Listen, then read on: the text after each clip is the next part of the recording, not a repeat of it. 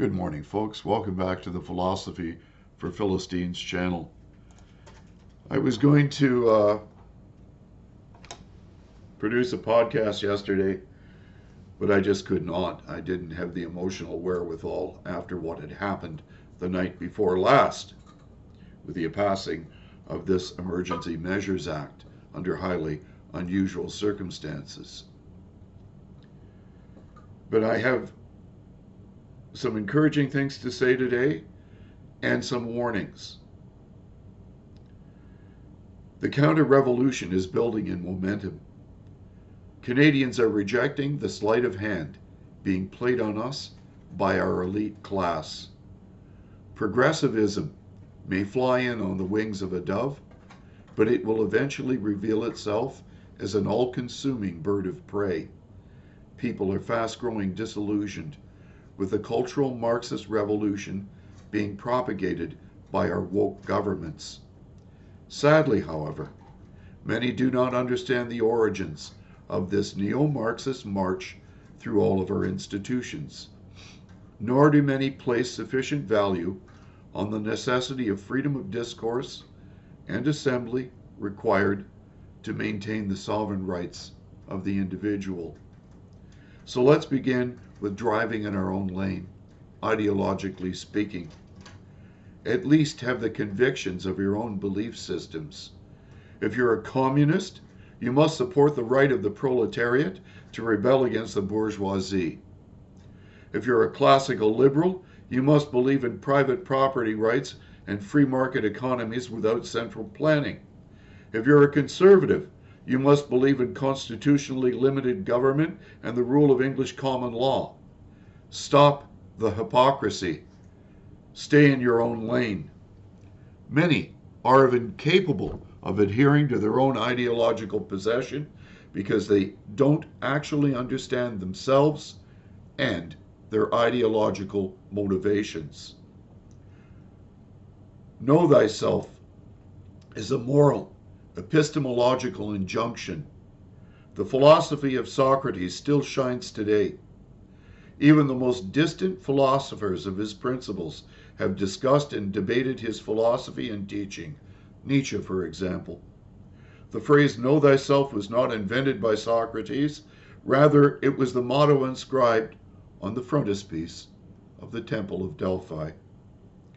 This assertion, imperative in its form, indicates that man must stand and live according to his nature. Man has to look at himself, into himself, but to find what, and by what means. These two questions are fundamental. First, as to the what. Indeed, this invitation to introspection must be connected to the Platonic theory of reminiscence.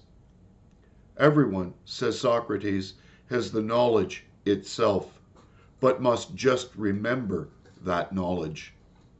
Knowledge is inherent in man, not outside of him. Wisdom, however, is learning to recollect. As to the how, then, the knowledge of oneself can be achieved only through the Socratic method. That is to say, the dialogue between the soul and the self, or between a student and his teacher. Socrates often acted in the role of questioner, as an attendant emotional. Socrates questions because he knows nothing, knows he knows nothing, has nothing to learn, but can help his followers to discover the truths that they have within them. Without this work on yourself, life is worthless, according to Socrates.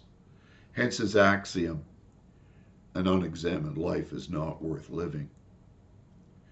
His philosophy does not mean, as with the sophists, the acquisition of knowledge by a way of questioning to challenge a form of self-concern.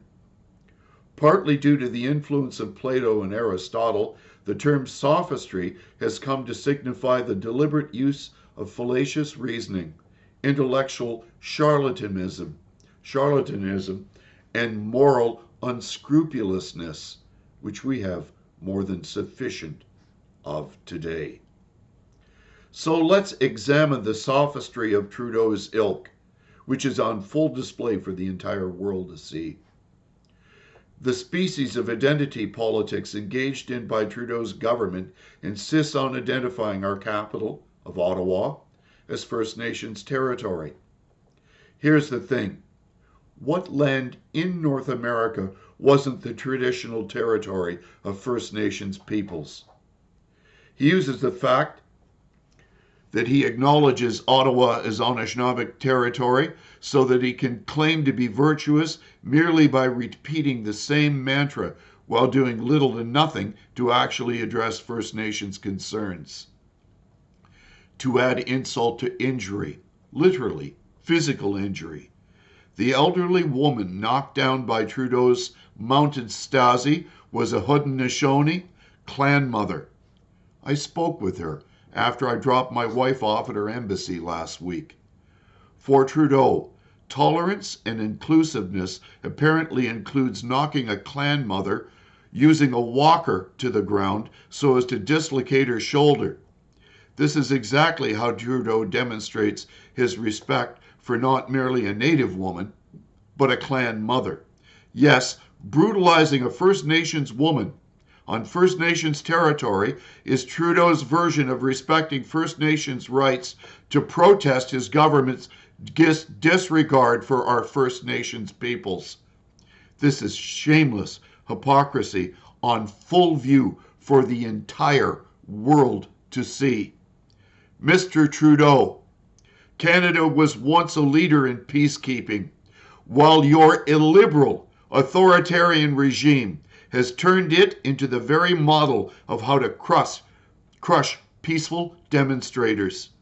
And now, under your tyranny, we have martial law. The sophistry you once employed to convince Canadians you're all about peace, light, and sunny ways flew in on the wings of a dove, but today is flying out on the wings of an all-consuming bird of prey. I trust I have made myself crystal clear. You have one horrendously unexamined life. You are incapable of knowing how utterly ignorant you are of yourself and of your actual motivations. And you certainly aren't driving in your own lane of liberalism. You are a complete hypocrite and charlatan. Folks, these are things to pray about today. And we need to examine our own lives and examine what life should be like in the Dominion of Canada. God bless you all. Take good care.